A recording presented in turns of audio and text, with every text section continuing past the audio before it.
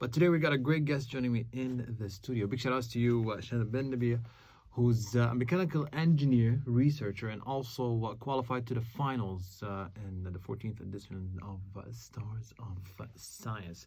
I think you're the first to ever join us from the show. Thank you. Thank you for having me today. No, of course. And I'm actually glad to have you here on the studio because when I saw your post and I saw the innovation that you're doing and your interaction with the machine and also people supporting the idea that you're doing, I realized that, and especially you're very young, you're still in your early 20s. So I realized that this is something very... Late 20s. Okay, late 20s. I'd like to... what's the word? Congratulate anyone who's in their late 20s for doing something nice, So, starting off, what can you tell us a bit about you? I'm Shada. I studied engineering through university. Actually, even from high school, I started studying engineering. Okay. I always loved this field, how the creativity it provides, the problem solving, the wide range of applications or things we can do in engineering.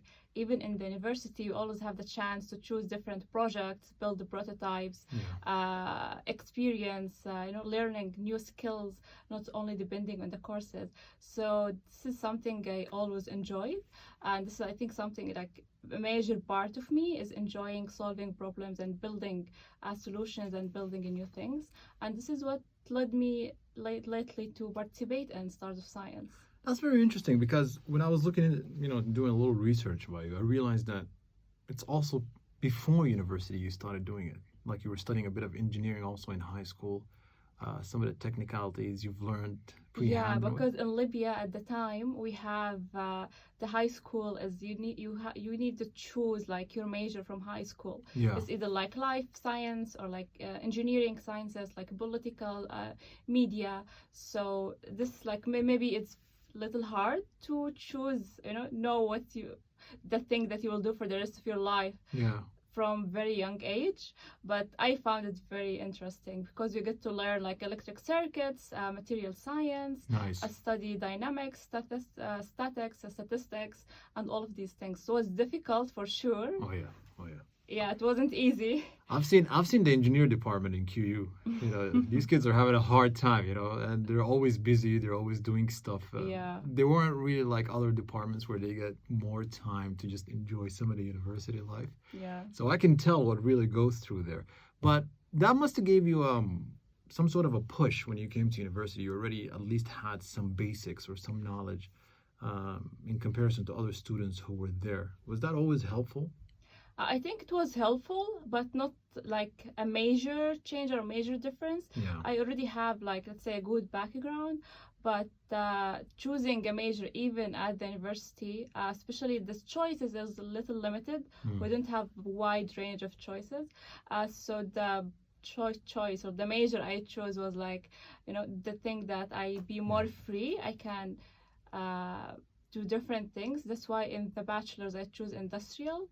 Just to give you like a wide view of everything. We studied programming, we studied even facility planning, we studied inventory, we studied design, we studied electric circuits, we studied, a little of everything, literally. And that what led you to your latest invention, which is, because I realized you ventured towards medical equipments in a way. What attracted you to that? I always loved the medical field. Yeah. Actually, I would be a doctor if the system to study medicine is different. Really?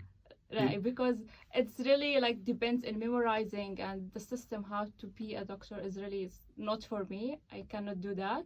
But engineering is more about thinking, problem solving. It's more active and dynamic. Yeah. But the medical field is something I always loved. You do give an MD vibes. Like if I see you, I would assume you're an MD. What?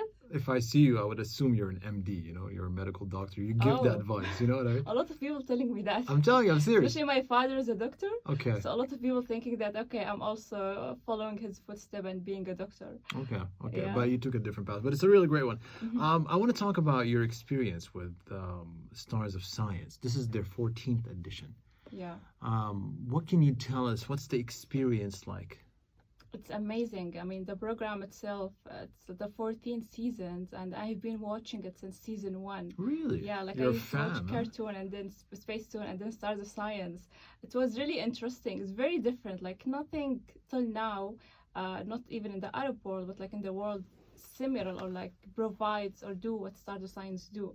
Is this the first show of science in the Arab world, or there were previous editions similar? It is. Like there isn't a show that where you come with an idea, Yeah. very let's say ambitious idea, and they help you build this idea and turn it into reality. And it's based in Doha. Exactly. That's very interesting. So, how did you get? Did you ever think you were going to be on Stars of Science since you've following them since? I season always think like someday I will be there. one? Okay. I always have this idea. I have to have a notebook filled of ideas, but never thought one of them as, worthy enough or big enough or impactful enough to Okay. actually take it and participate. Yeah. Like even my senior project, like my supervisor was convincing me, okay, take it and go to start the science. I was like, no, it's not innovative enough. Really? Yeah. Even though I saw in your capstone, you did a great project with your group.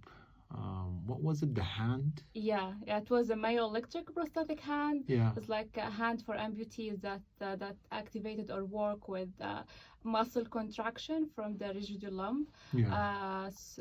limb. So this is the idea. It was very challenging because at the time we did it not in a year since it's a senior project. The senior project for industrial engineering was only like 3 months, one semester.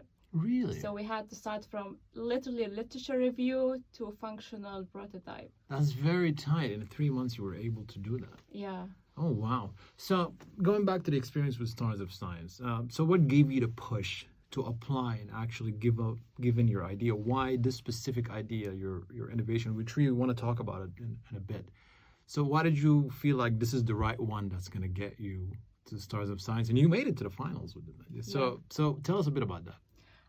Because the idea itself, let's say I was looking for a solution for a problem I've been like living with for many years. The problem with blood pressure or hypertension. You have high blood pressure yourself? I don't, Yeah. but mostly maybe I will have it in the future because it's like a hereditary and my family have it. And I've seen this problem of having difficulty sometimes in diagnosing, getting the right medicine. And the problem is not with the doctor. The doctor himself, like, it's very hard for them to understand what's happening with the patient because of the lack of data. Currently, the blood pressure is getting measured like a discrete points or like, okay, just one measurement at the time. So it takes long time to actually understand the patient and give them the right treatment. And diagnosis itself is difficult because the hypertension doesn't give any symptoms. It can be high for long years and the person will never know it has existed until it reaches or causes like dangerous effects. Were you familiar to this literature because you lived in a house where you had a father who's a doctor, or you've had friends who've experienced this? Like, what inspired the idea itself that you woke up, hey, there's an issue in that medical field, in that specific part that I feel like I want to solve? Like, what's the inspiration behind it? Actually, it was my mom. Okay. So at the period of time, she had a very hard time with hypertension. No medicine was working for her.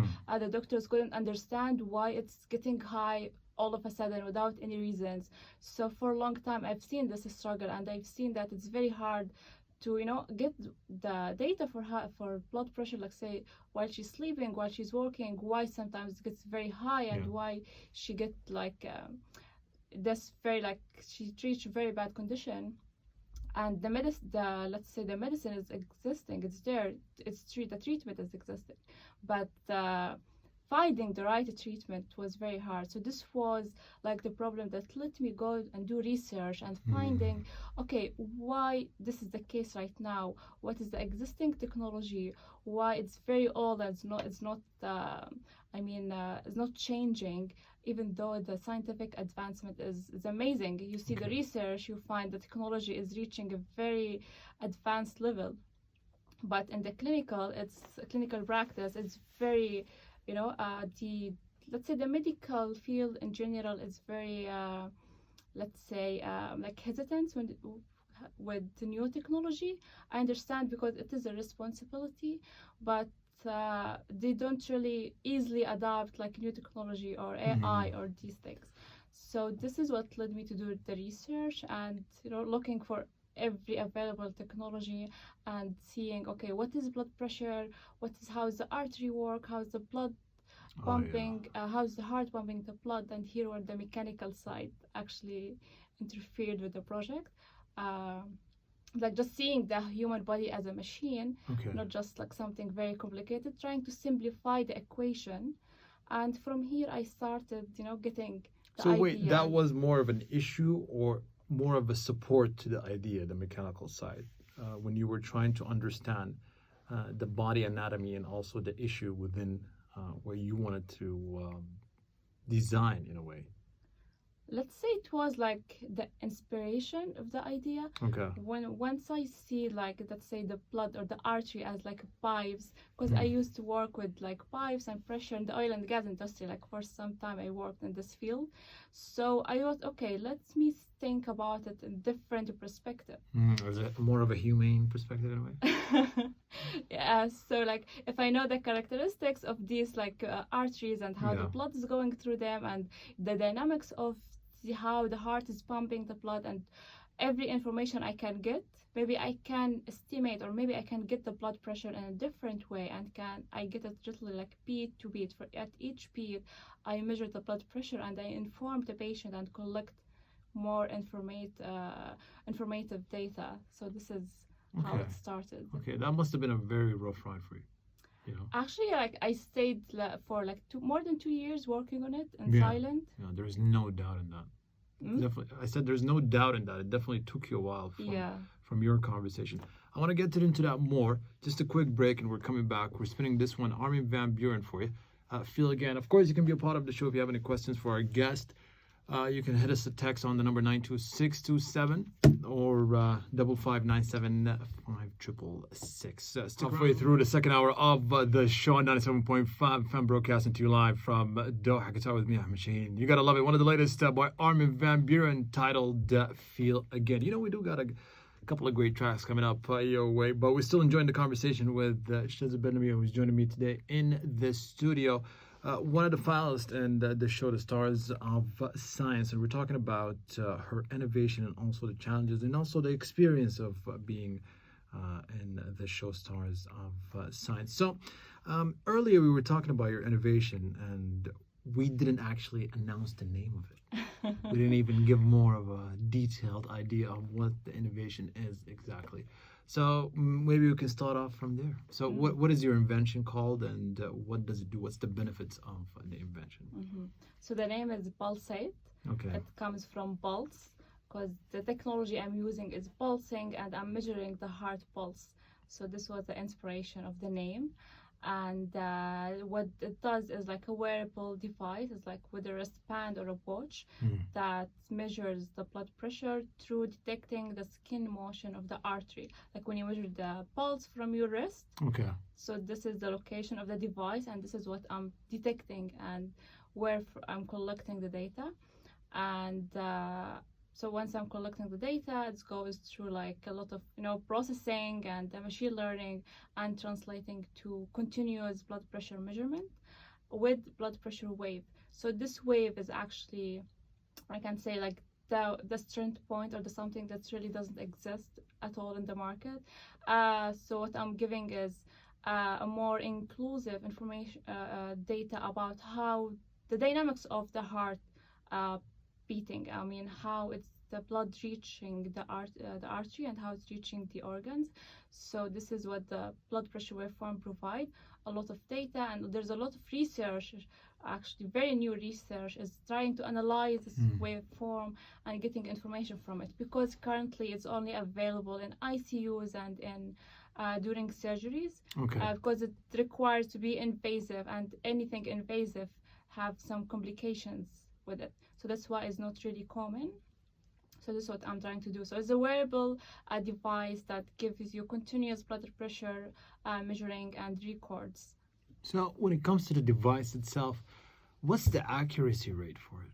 I'm sure certain devices like this do have a tendency with accuracy and stuff like that. So what could it be? Yeah, so the accuracy, my gold standard is the arterial line that Yeah. only used in like surgeries and ICU. But getting data from this gold standard was difficult in this short time. Because of clearance and access to hospital, it's really required a lot of time. Yeah. So we went through comparing the accuracy with the regular electronic blood pressure device, and the accuracy was very good. It was amazing, especially if since it's like, let's say, a plan B, it's not my really gold standard. Okay. But the accuracy I got from getting the data from this electronic blood pressure and comparing it to my device, it was amazing. I was able to get this continuous beat to beat blood pressure measurement at very high accuracy. Yeah. It reaches around like 95%. But this accuracy is based on the population or the people I collected data from. Okay. Because once I go later for further development, I need larger number of people. I need like minimum like hundreds or even thousands to test or to validate these results. Yeah. But from the data I have right now, it's really proved that's super promising, and the result is really impressive. So when it comes to the device itself, in terms of battery life, in terms of weight, in terms of the materials that you use to build this device, how is it accustomed? Like, what is it built from? Is it titanium? Is it like steel? Like, what is it heavy? And how long is the battery life for? And like, how long can you wear it for? You know? Yeah, so it was designed and built to be very light and easy to wear and use. So it's like the wristband. I have like two versions, either be like very light wrapper or like a fabric, just a normal fabric wristband with literally like no weight. And the device itself is also like very light and is also contactless, so there's nothing even in contact with the skin itself. I'm measuring the pulse with the distance. Interesting. So it's making it more comfortable, so you won't feel anything on the skin, just a wristband that's holding the device. Yeah, because some of these devices, they could give you a bit of irritation and stuff like that, and people do complain. So when it comes to the challenges, now I think there's a lot of challenges people could face when it comes to especially your field or the scientific field and also development or the engineering field in the Middle East in general. So what are some of the challenges that you faced in terms of technology, equipments, and also access to facilities? Was there any issues for you when it comes to that? So before Stars of Science, my work that I have done was just preparing the plan, so everything I can do, even like writing the codes and the algorithms and what I will be using, and preparing the whole plan of what I will be doing with Stars of Science. So the first support, or let's say help, I got is once I was accepted to Stars of Science and reaching or entering the Stars of Science workshop. So from there we got support to actually build first we need to prove the concept idea. This was like the first stage. There's like 7 contestants. We need to prove that, everyone need to prove that their idea is valid and it works. So this was like the first step, and the challenge was really huge. I mean, it was something very new. The technology is very recent. Even in the research, like you won't find something old, like maybe the most recent research papers like 2018. So the technology is very recent. This is a challenge because we don't have resources, and that's something that can help facilitate the process. Yeah. So we had to start from scratch. It was a huge challenge actually getting this technology to detect this very tiny pulse that you cannot see the pulse with your hand. So I'm just trying to detect this complex motion and then transfer it, and with very complex signal processing and then machine learning, getting to the blood pressure. So the idea itself was super ambitious, and I got a lot of comments that you will not be able to do it in this very short period. It's something very difficult. It's like shooting in the dark. So this also giving me it's very huge challenge, but just to prove that once we have done it, we've reached it, we accomplished something huge. That's very interesting because why do you think, from your perspective, or someone who's been in the field for a while, or also studying engineer for years and years, the lack of such kind of technology when it comes to this main issue, knowing that we live in 2022, there's a lot of new innovations that are trying to tackle so many issues. Why do you feel like this specific matter itself wasn't really overlooked in a way. It wasn't really overlooked, but there's a lot of attempts and Mm. developing different blood pressure devices, but they fail to be reliable, and most of them need calibration. They need to be calibrated like each week or each month. So there is a lot of trials to trying to develop this technology, but the technology I'm using is something can get the reading more direct way and get you like much easier method of detecting the blood pressure. So I think the lack is even because, as I said, in the medical field, getting to clinical trials and getting to actually use this new technology with patients and convincing doctors to actually use it as, okay, this is a new technology, something that must be sensitive, you know. Exactly. But at first I've seen this like there may be some resistance at, okay, how you're doing this, we've used for this old method for like decades now, why you want to change it? But once they actually see the difference, they see the potential, they really feel very supportive of it. Were you located in hospitals for a while testing out the device, or you just kept it with specimens, for example, outside of hospitals? Like, did you actually see patients and you gave them the device and you just observed it in medical fields, like in medical centers or in a way? So it was tested in hospital, but the doctor visit was like advisors. So the doctors, like the experts, like from the doctors, I got what they really need, what the information they need urgently, what really helped them, and how they define this continuous measurement and what is the need for this device, because the doctor knows better how to diagnose or knows the human body better than anybody else. So this was the role of the doctors, helping us identifying the need and how we can improve this process. So the device developed in Start of Science, it has been tested in Sidra hospital here in Qatar. Later stage will be entering like R&D phase and development, and then later we are planning to test it on patient, and once you produce let's say more units of this device. So this is like all in the next stage plan. The next stages. When it comes to Stars of Science, what are the benefits of being a part of this show? A lot.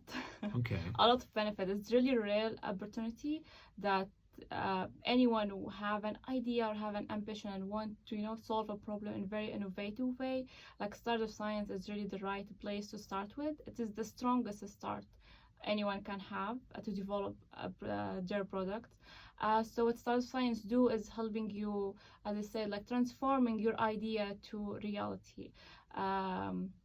Give you the resources, give you the experts, give you the connections. If you need like experts from the field you are working on, if you need any information, you need tools, you need certain equipment. So Start of Science take care of all of these aspects, and it works as like a super accelerator. So accelerator helps you get through the process faster, but Start of Science is really like super accelerator. We work, and the experts work with us like day and night till we reach this final stage. Amazing. We're going to take a quick break, and then we'll be back to talk more about your experience with Start of Science. You're in the final stages. You need the public support. What can the public do to help you win the competition? Yeah, so in this final stage, 50% of the result depends on the public voting. Really? Yeah, so we have the judges, the scientific judges give 50% of the points, and the other 50% is for the public, because you want the public to join this journey, to get to know the innovations, the devices, and how it actually can help them and solve real problem, and even like save lives. This is maybe a big world, but this is like our goal, to actually help saving lives and protect people, and help them and like their health issues. So there's voting right now, and they can vote. They can go to my social media, like Shada Bennbaia, is in Arabic or in English. How do you spell that in English? Okay, it's like SHADABENNBAIA.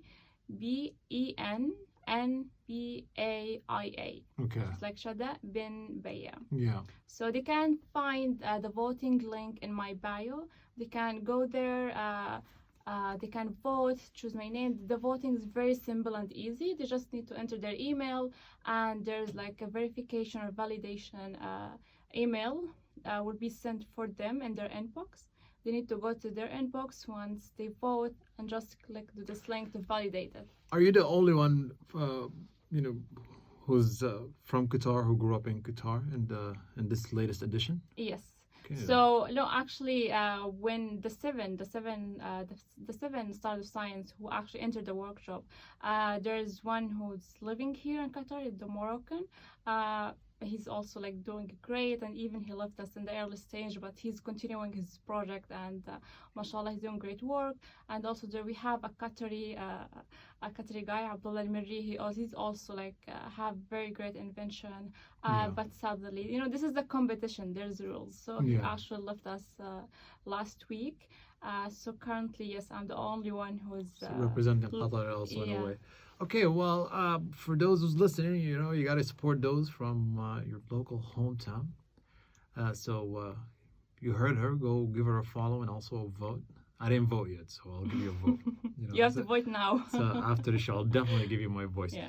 And what's next for you when it comes to your innovative journey, also in the field of engineering? What's your plan? What's next for Shada? The plan is actually, winning this program, getting the fund, and starting developing this product, building the team, and establishing the company and the ecosystem to build and develop this product, and eventually reach to the market. Amazing. So, your full focus is just going to be on your latest innovation. Yes. Okay, you're venturing into that. And when it comes to people or young innovators who are listening right now, hoping to join Stars of Science or also get into the field, what can you say? What can you tell them? Try. You have to, if you have an idea, you just, invest your time in it, develop it. First, invest your time in yourself. Try to develop yourself, try to learn new skills. If you have an innovative idea, work on this idea, try to search and understand this idea from all perspectives, and for sure apply for Stars of Science. The only thing that you regret is not trying to get this opportunity. Especially because it's Doha based too. Exactly. If you are here, it's very easy to actually apply. I mean, Stars of Science will fly you in wherever place in the world you are. But it is an advantage since it's here, in your city, let's say, or in your country. So an advice I would give to someone who have an idea and planning to participate in Stars of Science is to do your research. You need to know your idea, the market, the competition, because no, you shouldn't say I have no competition. If you have no competition, then you have no solution. So you need to really understand this, and you need to make sure that it's novel. You really have something new to add. Not just solving a problem in like a regular way, but you need to prove that your idea is novel, and you need to prove that you have the skills and the experience to implement and to actually later, after Stars of Science, you continue working on this idea. So this is the advice that I have to say. And for sure, like, if you have an idea, if you have an ambition, follow it. Be passionate about it. Be patient also. Be very patient. Everything takes time, and for sure try to apply. Actually, the applications is open now. You can just go to Stars of Science website and apply, and it's a yearly edition, I believe. Is it a yearly edition? It is a yearly edition. Yeah. And how long is the process for the show itself? Like how long is it? The season itself. We did the casting for this season in last January. Yes. And we started working on the workshop I'm really bad at dates. No, it's fine. So we started in late February till late May. So, and now it's airing, and we have the final results. It will be live. So it takes time. The process itself takes time, and the application is now open, but it's open till December. So you have long months to actually, build your application, do your research, and, use all resources and put it in your application and show your work. Amazing. Shada, thank you so much Honestly, you've been very inspirational. You're one of the first to ever join us from Stars of Science and also an innovator. And I wish you best of luck, and I hope that you win. And we'll be proud of you for sure, either ways. And that's it. So, Thank you very much for having me. I really enjoyed this talk, and I want to remind people one more time to actually go to my like Instagram For or sure. Facebook. Yeah, go and check the product itself, check the innovation and what is it providing, and if you support the idea and support the goal, just support it with voting. That's it. Well, that's all you need to do. And also check out Stars of Science for more details. And until then, we'll be back after the 1 o'clock news bulletin. We got Wanda coming up for more details. In the meantime, David Guetta, Pepper X, and J Balvin coming up your way. Say My Name, taking you back to 2018. Hope you enjoyed this one. That's a nice track.